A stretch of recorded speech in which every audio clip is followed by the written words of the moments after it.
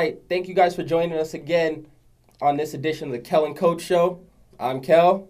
This is Coach Ben Conrad, women's basketball. How you doing today, Coach? I'm doing very well. How are you? Hey, I'm doing good, Awaiting the Super Bowl trip I'm about to take, and glad to be doing the show with you. Awesome. Appreciate it. Yeah, let's dive right into it. The win versus Indy. That was a game we were concentrating on a lot last episode. You guys went down there on the road. They're ranked nationally. You guys had the bullseye on your back, pulled out the win 52-48. What do you attribute to that win? That was really a fun win.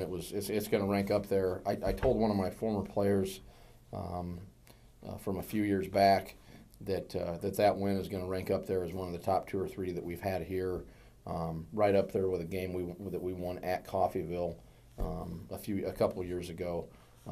It was just amazing. I mean, we were down early. I think we were down 17-4. Indy is very good. They're very athletic. They're very good defensively. They really knew what we were running, which, this time of year everybody knows what everybody's running. But we just couldn't make a shot. We had some decent looks that didn't go in. Indy was making everything. It's just that typical night on the road in a big game in our league. They had a packed house. They had a special alumni night there. There was a good vibe in the gym, and it was just a real good atmosphere on the road. And we got down and came back, and it was just a battle right up to the end. And at the end, we made some plays and had some real tough rebounds in traffic and made some free throws to finish the game. And it was just a tremendous win. Is there like that one key play, like late in the fourth or midway through the half? Late in the half, midway through the half, when you just felt the momentum turn, when you guys were chipping away, and then you knew, like, okay, I think we can take the lead in this one? Yeah, I don't think we took a lead until midway through the second half. And we were kind of right there, going back and forth. We'd be down 1, down 3, down 1, down 2, down 1, down 4. It was back and forth, and I leaned over, I told Doug, I said, we can just get the lead, I think we'll start to roll. I don't remember what play it was that got us the lead, but I do remember late in the game, a real critical play was late in the first half. We had a 3 right to go into the break at the buzzer. Amy Briggs hit a 3 on a last-second little setup play we had, so that was a big one. But going in the locker room down 4, I was really pleased because we got outplayed, and we were down 17-4. So I just felt like if we could keep grinding away, hang around, have a chance at the end, I felt like our kids would pull it out. We got a lot of faith in our players. I've talked about this before. It's just such an experienced team that I just feel like when we get in those close games, our kids are going to make plays and they're going to execute, and we're going to limit mistakes and pull it out. Yeah, and you guys did just that, coming from behind, taking the lead.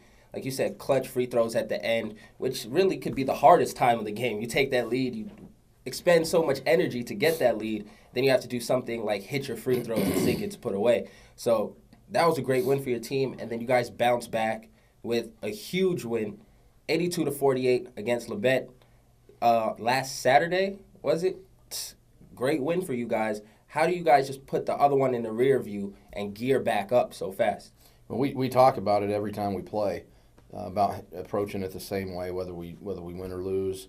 We're going to always do it the same way. We're going to have a process involved, and what we do is the next day after we play, we take we go back and look at the film, and usually our staff can find. We try to pick out 8 to 10 of the things that we think were the most glaring mistakes that were made the night before, and then we show them to our team, and then the minute we're done with that film session, it's over, it's done with, it's in the rearview mirror. Win or lose, doesn't matter. We've got the next team to prepare for, and so we've always got that kind of next, do the next right thing approach. That's kind of one of our slogans. And the next right thing after a win like that is watch the film and then move on and start getting ready for the next opponent. Labette was we went down to Labette Wednesday night and put it on them. We shot it really well. They were missing their best player though, so I think it's a little bit misleading. Labette is a much better team than the score indicated. So again, win the game and then move on, and now we're getting ready for Cali, who's going to be a handful on Saturday. Talking about that Cali game, it's the first of 3 home games, so at least you guys won't be on the road constantly. When you have 3 home games like that in the middle of your schedule, Does it help your team out? Do you get to have a little bit more extra practice time, not have to worry about traveling so much? I wouldn't say it really helps us from a process standpoint because, again, it's all kind of the same. The only difference is on game day, when we're on the road, we're in a bus traveling. And on game day, when we're home, our kids are home resting, getting ready to play. So, but I think anytime you play at home, it helps you. I think you're kind of in your comfort level of being in your gym.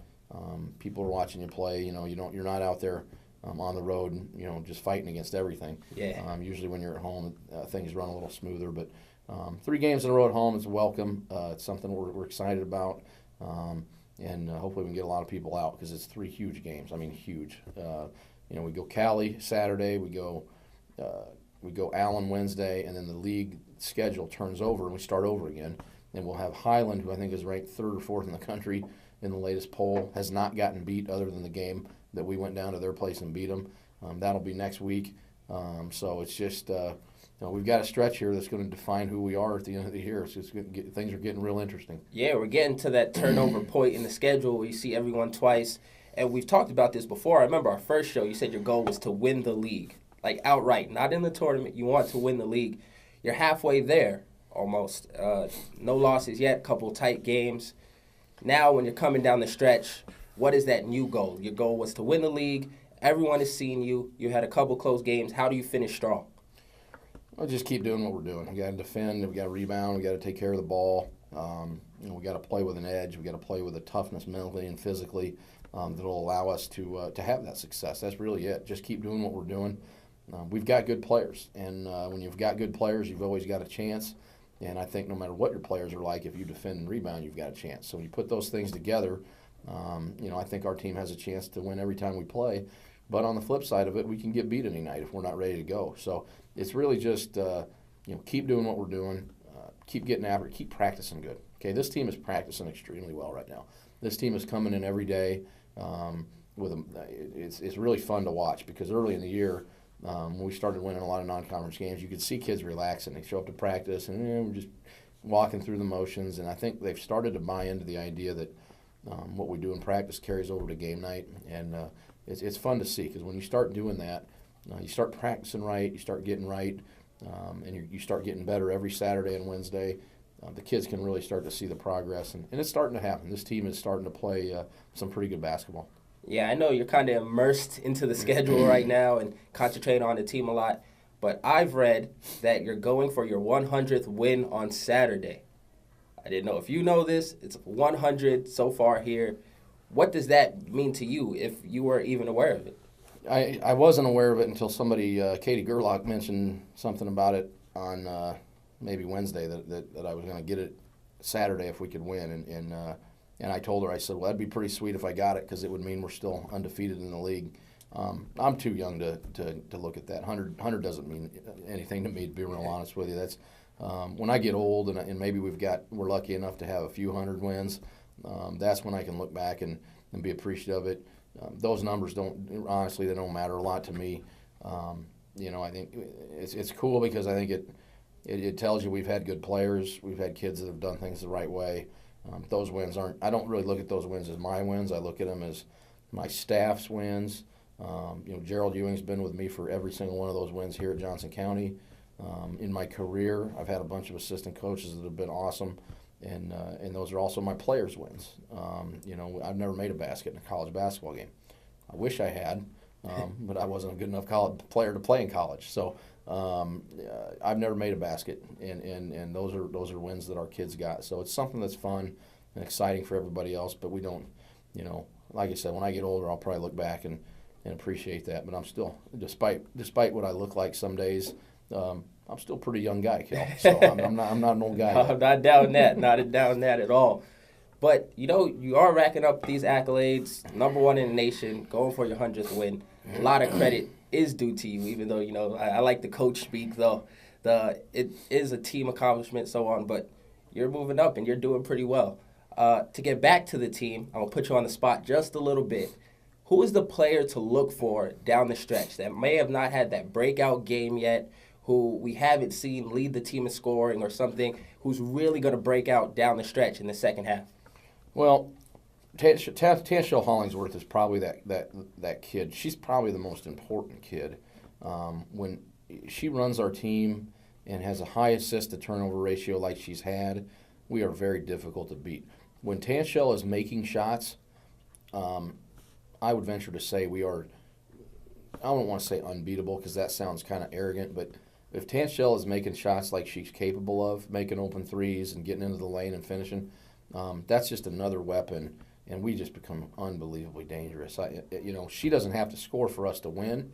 Tanshell doesn't have to score for us to make a difference and impact the game. She impacts the game in a lot of other ways, defensively, her assist-to-turnover ratio, but I would say watch for her because I just think she's due for a big game, and she's one of those kids that she won't get it until we really need it. We'll be sitting there struggling and just really, really grinding it out. Like I remember last year, her freshman year, we played KCK here right around this time of year, and it was a tight game. It was a grind out, and I think she really went off in the second half and just really, really had a huge night, and we don't win the game without her. So I think you watch for Tanshell. I just think she's ready to bust up a little bit, and then her counterpart there at the point guard spot, Kelsey Knox, is another one that's just given us a huge jump start. And we're going to play those two together a little bit at times because they just give us such great energy. But no, I think Tanshell is pretty critical to what we're doing down the stretch. Speaking of Tanshell, it is interesting that you say that because when I watch the games and she's in the game, I notice her defense, full court, all the time, pushing the ball up court. She plays a ton of minutes. She doesn't get tired, especially with the injury to Kelsey early in the season. She really didn't sub out too much. She ran the plays, took care of the ball. But I went to that practice and saw just their shooting drill, like during the cool down, and she's taking threes, and she had to have been 15 in a row. Mm-hmm. And she can shoot. Yeah. And in the games, it's like she doesn't have to shoot, and she knows that. She doesn't force anything, and she's such a distributor in the games. That's interesting to see. Coming down the stretch, looking way forward just to, get out there a little bit. When you go into the postseason, into that tournament, regardless of your record at the time, what mentality do you preach to your team going into that? You say everything's new, we leave stuff behind on a game-to-game basis. I understand that. But when it's a whole new season, in retrospect, how do you preach to your team then? Well, our approach to the tournament has always been, have fun. Enjoy the ride, enjoy the process, enjoy the journey. I don't like to put a lot of pressure on my teams in the postseason. We don't define ourselves. I've never been a coach that's going to define myself or define my team on if we won this game or that game in March. I think if you do that, you're disrespecting the accomplishments that teams make during the regular season. But B, I think you're putting a lot of undue pressure on everybody. We get to the national tournament last year, and we want to win it. We expected to win it. We were the number one seed, ranked number one in the country. We got upset in the quarterfinals. I wouldn't even call it an upset because when you get to the final 8, they're all good. Anybody can win it, and we got beat by 2. And that's that's just part of it. It takes some luck to win a national title. It takes some luck to get to the national tournament. And so we the way we just really try to when we get to the postseason, we try to just have a good time and relax and do what we do. And we've spent so much time perfecting and fine-tuning everything our team does. By then, it's all second nature anyway. So it's really just a matter of going out and playing ball. Oh, well, that's that. I guess you couldn't put it any better than that. I had a great time today during the show. Thanks for coming out. Everyone, I know it's gloomy. Don't get sick. Seems like everybody's getting sick. Make sure you stay healthy. Come out to the game on Saturday and next Wednesday. Next Wednesday, we'll be having a broadcast. It's one of our first 2 huge broadcasts. Tons of cameras out there. We need a great crowd. Make the experience something memorable. This was the Kel and Coach Show. You can catch us on ecavradio.com as well as the JCCC Athletics YouTube page. We're all over Facebook and Twitter. Tune in. Thanks for your support. Thanks for coming, Coach. Thank you. All right, we're out. Thanks.